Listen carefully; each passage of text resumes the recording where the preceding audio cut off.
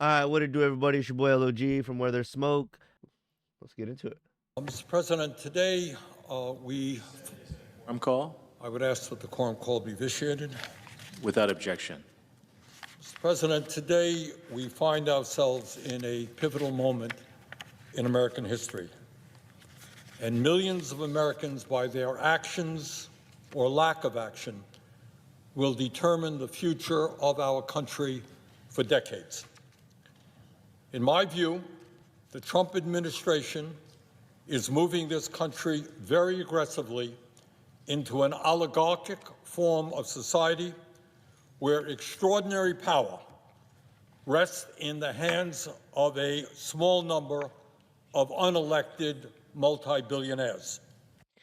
So, what's really changed in the past 50 or 100 years? I guess you could say before the people with the power were the ones we elected, but I could go on and on about this, so I don't want to take too long, but let's just take World War One or two, for example.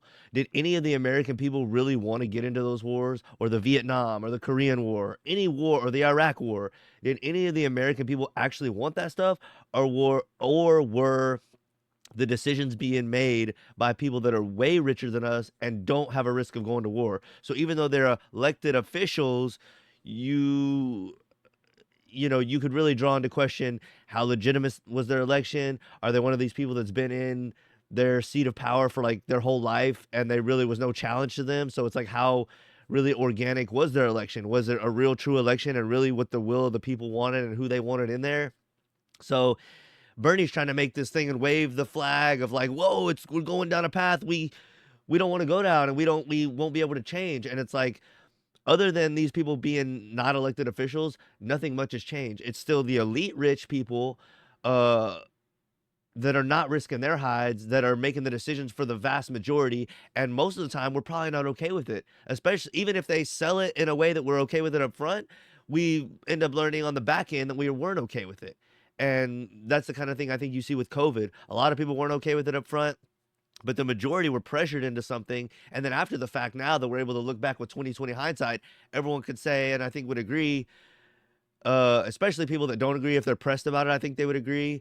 There was a lot of messed up stuff that happened during that time, a lot of misinformation by the official sources, and a lot of wrongdoing. And those were elected officials, those were, et cetera, et cetera. So for him to say, oh, it's getting dangerous, these real powerful, rich people are determining what's going on for everybody. It's like, dude, for the poor people that make up the majority of the country, we haven't had the say.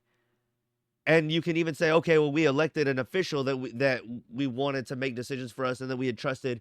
But as I was just saying, if those people were in rigged elections or whatever kind of nefarious other stuff was going on, where you see where it's questioned, where these people are in the Senate or Congress or House of Representatives for years and 40 years, 50 years, 30 years, their whole life, and they never really had a solid competition. It's like, was that really who the people really wanted in there? Was that really the will of the people that they were enacting for all those years? And a lot of these things, I might show a little clip of Elizabeth Warren that I saw. It kind of pertains to the point I'm making right now. Senator Warren, I just want to answer a question. How did you get a $12 million net worth on a $200,000 salary in Congress? Thank you. How did you do that? Excuse me. How did you do that? You can keep trying to block my camera. We're on a public sidewalk, so. They said she made, I think it was 10 or 12 million. She has a net worth of 10 to 12 million, and her annual salary is like 200,000. And I did the math, and it, depending on, let's just say 10 million, I think it would take 50 years for her to make that amount of money. And that's without her spending like a single drop of money on house, car, food, anything. If she just took her $200,000 salary and never spent a dime, it would take her 50 years to make that. So it's like, explain that. She would have had to start when she was like 20.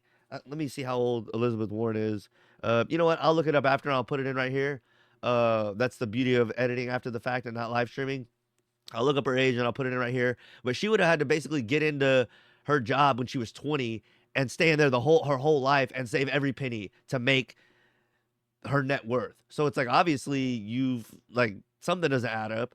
And maybe I'll put some numbers on screen right here to kind of reinforce that. But just kind of going along and proving the point of, just because Bernie's staging it like it's worse now doesn't mean it really is any worse than it always has been. It's the same old game. So, that's just my 2 cents about it. The Trump administration is moving this country very aggressively into an authoritarian society. Kind of like when COVID was going around, right? It was pretty authoritarian during that time. Where the rule of law and our Constitution are being ignored and undermined in order to give more power to the White House and the billionaires who now control our government. Remember when Gavin Newsom, and I'm sure this happened more than with just him, but this is the one that got blown up and got found out about. He was having parties and shit during COVID. When everyone's on lockdown, businesses were forced to close. All these things that we didn't think were constitutional and were right by the people were being enforced on the everyday people, yet someone that was in power was just like flaunting the rules and just doing whatever the fuck he wanted. So, Bernie's trying to act like this is a new thing with Trump, but this is an old thing. And I think anyone with, good common sense, and if you really had a conversation with somebody, it'd be hard for them to deny that this is a problem that's been going on. The Trump administration is moving this country very rapidly toward a kleptocracy, where the function of government is not to serve the needs of ordinary people, but to enrich those who are in power. Mr. President, I think that today is a very good day to recall what one of our great presidents said at Gettysburg. And this is how he concluded: that this nation under God shall have a new birth of freedom, and that government of the people, by the people, for the people, shall not perish from the earth. Don't you think if it's a government of the people, by the people, for the people, we should have term limits on every major, like the House and the Senate? They should have, I'll look it up and put it in here right here in the after edit. But if they don't have limits, they should, both of them. So that would make it sure it's more like with the times, and the people that are feeling the hurt and feeling the pain and knowing what our problems are and what our wants and needs are getting into these offices, rather than someone that's been a lifetime politician. They start living cushy and they start living high on the hog, and then they get out of touch with the people. That's always what we see happen. Or they were out of touch to begin with, and they know that once they get in there, it's going to be favoritism and nepotism, and they're going to just be locked in there basically for life, and they know they're not going to have to serve the people. If they had term limits, that might not be an end-all, be-all, fix-all, but that would definitely be a step in the right direction of, hey, we get in there someone for 2 years, and if their message is strong enough and what they were doing is courageous enough, it'll influence the next person, and their message will hopefully live on. But I think that inspires you to work hard and do good and try to make the positive change and get the people behind that. And then the next person that steps in can continue your fight, versus it's a lot easier now for someone to get in there and just like hug and hold on to the power and consolidate the power and never let it go. And then they're less likely to make changes and try to, I don't know. I think term limits, like I said, might not be the best thing, but I think it's a step in the right direction. And maybe even like term limits with conditions, or maybe a 2-year term limit, and then you have to like let someone else be in there for 2 years, and then you can go back. You just can't do consecutive. Maybe that way, if there's somebody really good and really worth fighting for the people, we can give him 2 years, and then we can give someone else 2 years, and we say, oh, that was not quite as good, let's go back with the other guy, or that was way terrible, let's go back with the other guy. But that way someone can't just back to back it. And if they are in 2 years and then out 2 years and we see it's worse, and then they're in 2 years and we see it's better, their message is going to end up building there'll be more competition, and people will be more aware of, hey, when the times were good was when that guy was in, let's keep him in. And then once he reaches an age limit, or maybe there is a total term limit where, okay, you can't serve consecutive, but you can serve 4 total term limits of 2 years each, or whatever, then we can say, hey, this guy was good. We need to get someone that reflects his stuff, that even when his 4 different term limits are up, we have somebody that's ready to pick up the torch and continue. Versus how it is now, I feel like I said earlier, one person gets locked in there and then that's it, and it's harder to hold them accountable and for them to want to. It's harder for us to hold them accountable, and it's harder for them to feel in touch with us, whether they want to or not. That's a whole other thing. So, Government of the people, by the people, for the people, shall not perish from the earth. Mr. President, I fear very much that under President Trump, we are not seeing a government of the people, by the people, for saying that a bunch of times doesn't make it true that it was, or it was even true before Trump, or like he's trying to insinuate. Like that doesn't keep saying that doesn't make it more true that it was recently a thing, because it wasn't. It hasn't been a thing for many years. the people, but rather a government of the billionaire class, by the billionaire class, and for the billionaire class.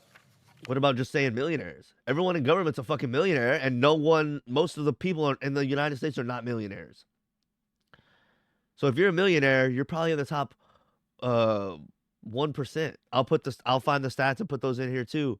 If you're a millionaire, you're in the top 5 to 1%, probably 1%, if not fraction of a percent.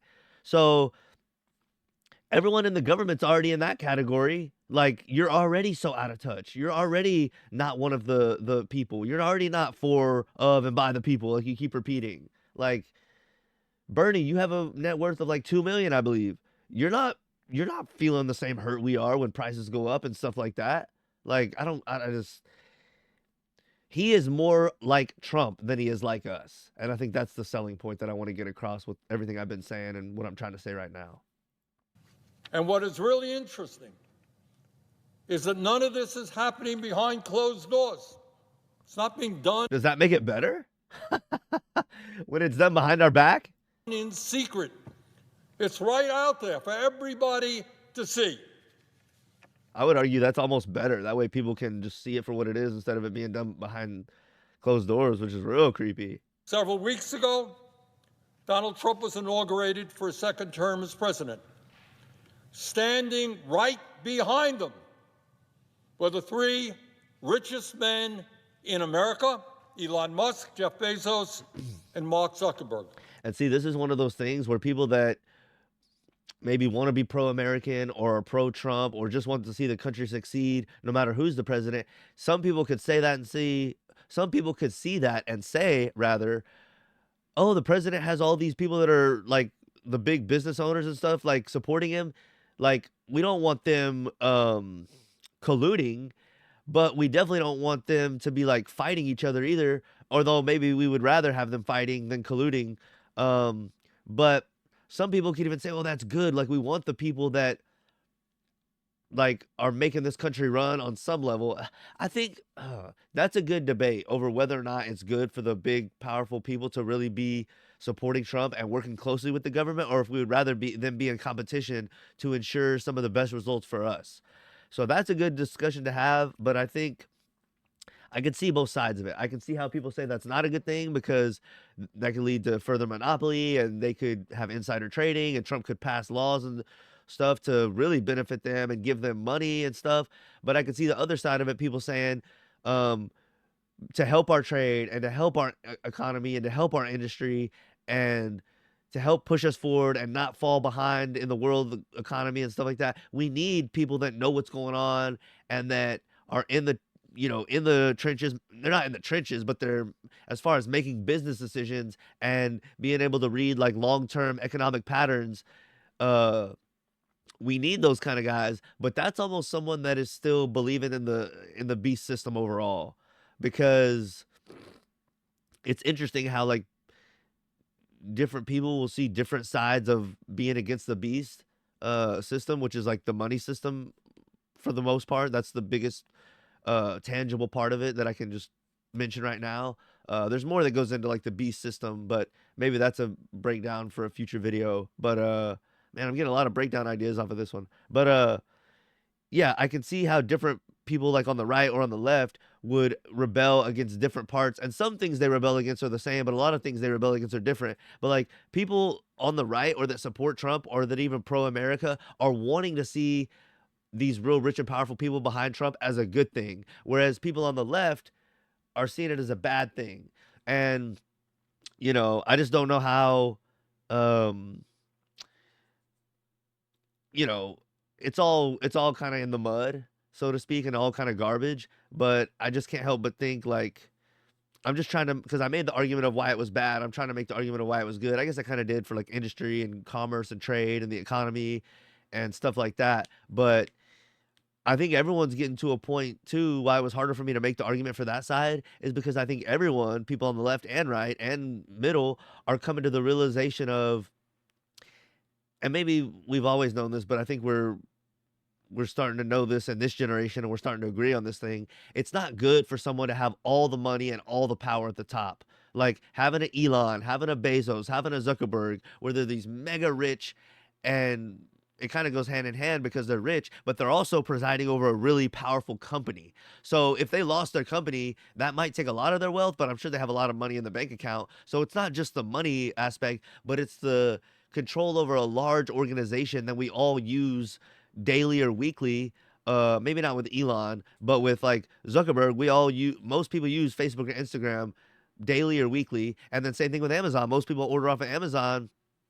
Maybe I could do some research on like exactly how many people use Facebook and how many people use Amazon. But those things are used like quite often, and they're integrated into people's lives. So those people have a lot of power and influence as well as money. And then Elon has a lot of money, and he's driving forward like industrial stuff with like SpaceX, and then he has the car thing, which is not as integrated in everyone's lives, but he definitely stood to benefit from like the Green New Deal with electric cars. So that was kind of a weird thing, him being one of the main ones of that and him benefiting from that. And now he's with Trump is in, he's like shifted to supporting Trump and trying to benefit from what Trump's doing. That's very interesting. So, but getting back to the point, I think uh all people, no matter what side they are on politically or kind of what they think in that way, we're all starting to agree that these people at the top that are super, super rich and powerful is not overall a good thing, because if they make the wrong decision, it affects everybody. And really, power needs to be more like localized and broken up a lot more into a lot of like smaller parts of power instead of having like all this power and money consolidated at the top. So I think that's kind of what Bernie's getting at too with his thing, but I'm just kind of pushing back against him because he's acting like this is a sudden change and like he didn't see this coming, and like it hasn't always been pretty much the same way, even with politicians, which I think it has. So that's what I was pushing back on kind of the beginning of this video. But yeah, I think everyone's starting to come around to the fact that it's not good for these people to be in charge at the top. Now I'm repeating myself like Bernie. But yeah, I just think because I could see both sides of the argument of people saying, oh, I think it's good that he had these rich people supporting Trump when he first came in, and other people are saying, "Oh, I don't think it's a good thing." The other thing to take note of before I move on is whether these people were behind him and supporting him or not. When he came into office, when he got elected in November, because we know about who's going to we know who wins the election like 2 months before they get sworn in. Uh, is it 2 months? Maybe almost two and a half.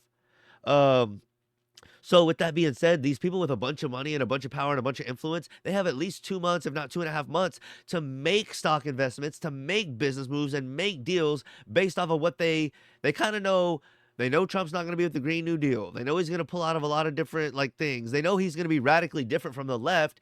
They might not know every single thing he's going to do, but they have a pretty good idea of how it's going to affect certain things. They have 2 months to move their assets and buy stock in whatever makes sense, and they're more privy to all this stuff. They had time to make the money moves so that when Trump was in and certain stuff went into place, they were ready. So everyone, and I think Bernie a little later is going to list off like how much richer they all have gotten. Those three guys, Zuckerberg, Elon, and Bezos. He's going to list off how much richer they've all got since Trump got into office.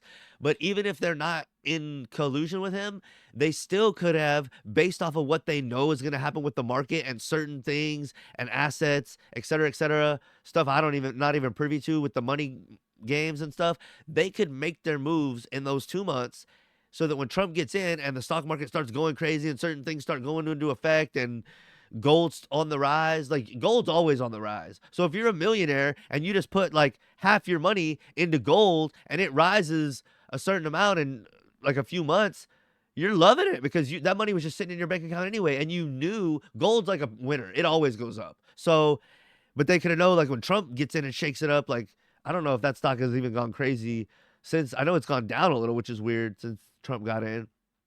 But like there might be other certain stocks that you just know are going to do well. Like Trump got in and announced that big AI thing. Like who knew if he was going to do that? But my point is there probably are some things. If I was even more into the political stuff, there are certain things you would know. Trump got rid of DEI. He's going after like government waste and certain things that he would always say that he would do, like clean out the swamp and not, if not clean it out, not make that problem worse. Like you kind of knew what to do off of his first term is what I'm saying. So even if they weren't in direct cahoots with him, they could have just had an indication, at least of a few basic things, how it was going to go, invest their money accordingly, and then become that much richer. It's already easy for the rich to get richer. Everyone knows that. So combined, these three men are worth $920 billion. These three men own more wealth than the bottom half of American society, 170 million people. Three guys, 170 million people. Sheesh.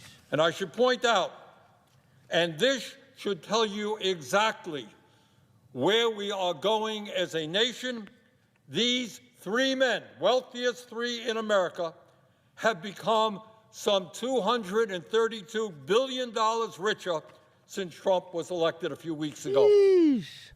Where'd that money come from? People like me and you? Three guys, $232 billion richer since Trump was elected. Mr. President, this is how an oligarchic system works. Elon Musk, the wealthiest person in the world and now a key part of the Trump administration, spent over $277 million to get Trump elected. In other words, within a corrupt campaign finance system, which allows billionaires to spend as much as they want. Did you hear what he say? It's a corrupt election system. Let me go back. Get Trump elected. In other words, within a corrupt campaign finance system, which allows. That's the system that you play in every day, Bernie. You're a part of that system. If you hated it, you could say, fuck it, I'm not going to be a politician anymore. Or fuck it, I'm going to, like, I guess the one argument you could make for Bernie is that he's always been tooting the horn for this kind of stuff. But, you know, and it is good. If not for him, I wouldn't be going over this right now, and I wouldn't know that their wealth had increased that much. So I will give some credit where credit is due. Billionaires to spend as much as they want. He helped buy the election for Mr. Trump. Jeff Bezos and Mark Zuckerberg, the second and third wealthiest people in our country, both kicked $1 million each into Trump's inauguration fund. So Elon gave $277 million, and Bezos and Zuckerberg only chipped in $1 million each. And let us remember that Mr. Bezos, who among other things owns the Washington Post, rescinded the endorsement of that paper for Kamala Harris just before the election. Mr. Bezos was showing early on that he was willing to bend the knee for Donald Trump. What do y'all think about someone that rich owning a newspaper or like a media publication? That definitely is like, you would hope the media is like someone that's broke, because they're not, then that tells you they're not getting bribes. Or maybe if they're making a decent salary, but you would hope that their overall net worth is somewhat low. That way it shows, okay, they have to work for their money and they're not getting bought off. When you have these, y'all let me know what y'all think about that. That's an interesting idea of someone rich owning news media. And are you going to trust someone that's rich owning news media? So, man, this video ended up being a banger. Zuckerberg, the founder and CEO of Meta, which owns Facebook and Instagram, agreed to settle a lawsuit with Trump for $25 million. These three multi-billionaires are working with Trump for one very simple reason. I'd love to hear what that simple reason is. They understand that Trump's policies are designed to make the very wealthiest people in this country even richer. Since Trump's... But here's my thing. Even if you just want to get all the fucking money you can, if you're Elon and Bezos and Zuckerberg, you already have more money than you will ever think about spending. Your grandkids won't spend it all. So when you think I'm going to double my net worth, but it's going to like fuck this country up for my future kids and grandkids, like why would you do that? You already got it made. Future generations of your kids got it made. And if they invest right, no one in your family ever have to work again. But you're going to go and do something schemy and scummy to like weaken this nation and make it worse so that they won't be able to like because it's like a tipping point where I understand you want to make more money, but the more you put your foot on the gas, the more you're just like fucking the country that is allowing you to do that. So it's like a self-fulfilling prophecy type of thing where like the more you take, the more that's like if you're starting off some kind of a like little simulation game and you only have a certain amount of food to keep your character alive and you just like eat it all and make your character fat and then there's no more food and then you just die. That's like a vast oversimplification and maybe not a good comparison, but like if Zuckerberg and Elon and Bezos and people like them also, not just those three, if other people like them, if they just take until this country's just a shithole, then like their future generations are gonna not be able to live a good life. And you just, why would you want to make your country a shithole just so you can have a little bit more money that you're never gonna spend? Like you're fucking it up for your future generations and the future of the country. Like don't you see a problem with that, or do you not care? It's so weird. And it's almost to a point where like they could fuck the country up sooner than later and like they would have to leave. Like you just, the country that made it to where you can be what you are, you want to just destroy it? Like that doesn't make sense to me. Even like a basic monetary level, much less like a spiritual level. Like I just don't understand because of, and eventually too, the power and control, if it continues to consolidate, it's going to end up consolidating with one person. That's how it goes in the Bible. They bring forth the Antichrist and everyone worships this guy. Well, if you're one of these real rich guys, why would you keep shuffling towards your own impending doom? Do you want to all serve one person in the end?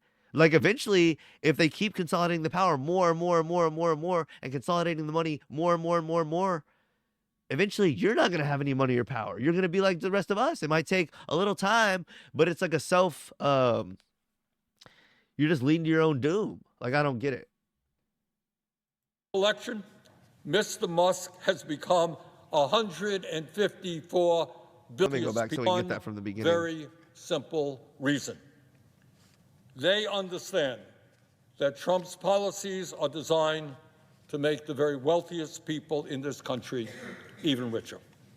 Since Trump's election, Mr. Musk has become $154 billion richer. Not bad in a couple of weeks' crazy. time. That is money that no one will ever see. 150, like most people will never see 1 million, much less a billion or 154 billion. That's like insane. I'm going to look up the national debt of the U.S. and put that up on the screen next to the 154 billion and just compare the two so we can just really get a grasp on how crazy that number is.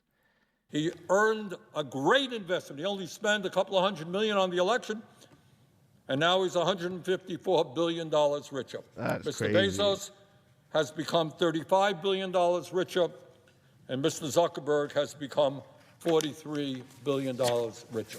Sheesh.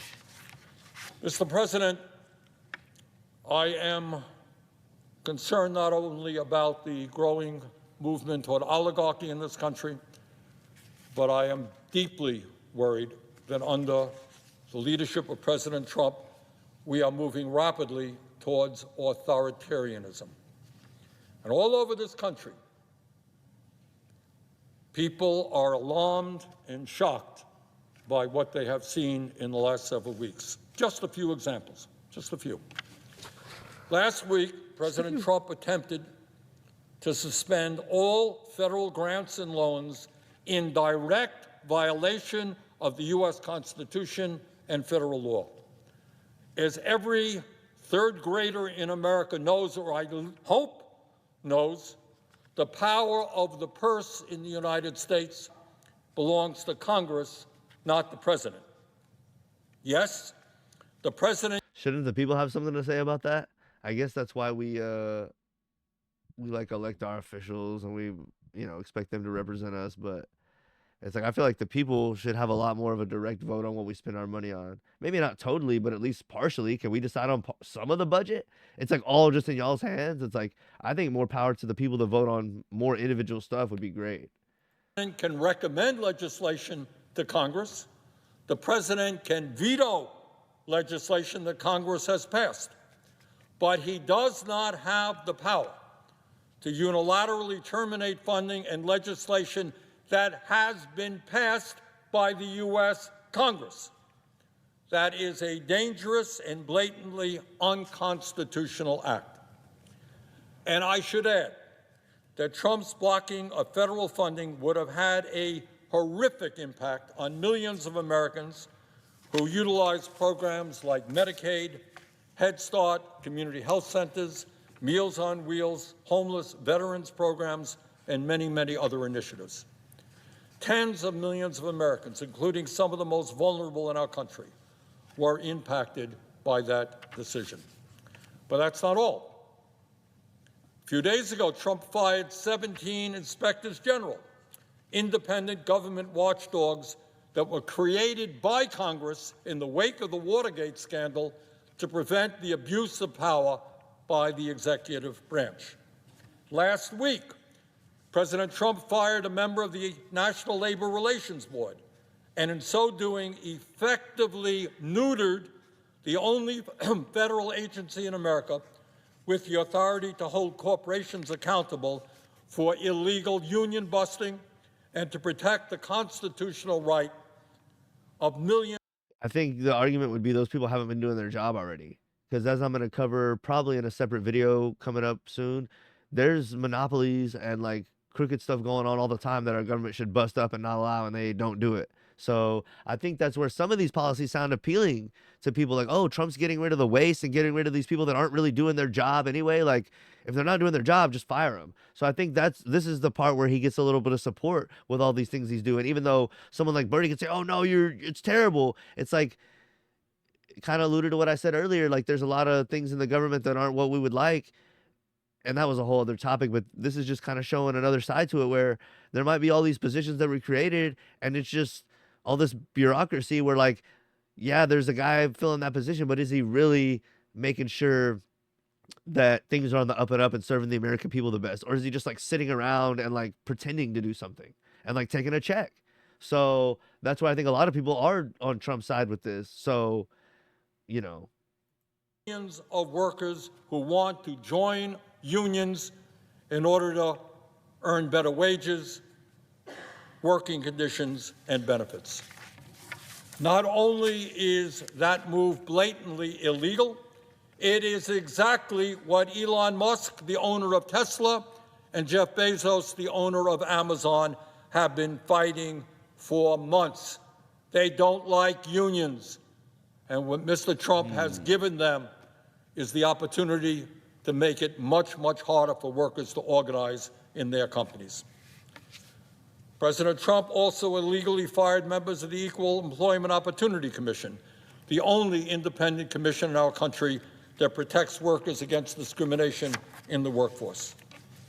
Further, and what should upset every American, no matter what. it's like our government's so garbage that a lot of people are okay with it being torn down in some way or taken apart, and we're almost like asking for that. That's what the people that are running the show, that's what they do. They make things in such a way that you almost ask for the bad solution. It's like, oh, our government's been so wasteful and so negligent and so terrible to us for so long. There's so many people that are like, we don't really give a fuck what you do. Oh, you're going to save a bunch of money? Great. By getting rid of people that haven't been doing their jobs? Great. Like, tear the government apart.